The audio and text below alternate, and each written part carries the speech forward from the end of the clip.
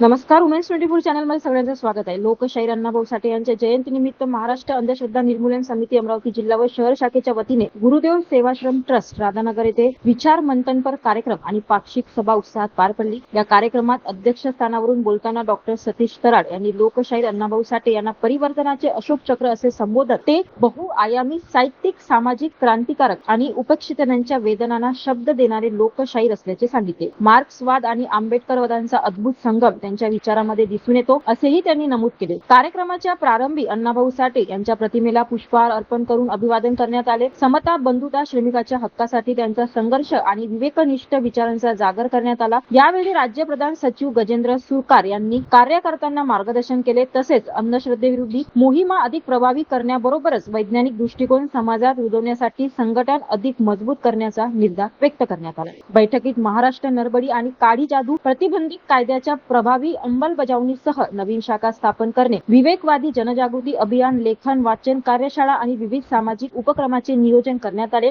तसेच 9 ऑगस्ट रोजी तुकडोजी महाराज आणि अंधश्रद्धा निर्मूलन या विषयावर परिसंवाद आयोजित करण्यात येणार असल्याची माहिती देण्यात आली. कार्यक्रमाच्या शेवटी वाशिम जिल्ह्याचे माजी कार्याध्यक्ष PS खंडारे यांच्या निधनाबद्दल शोक व्यक्त करून 2 मिनिटे मौन पाळण्यात आला. अंधश्रद्धा हटवा, विवेक वाढवा आणि वैज्ञानिक दृष्टिकोन मानवतेचा पाया अशा घोषणांनी कार्यक्रमाचा समारोप झाला. अशाच घडामोडीसाठी बघत राहा उमेश 24 चॅनल. धन्यवाद.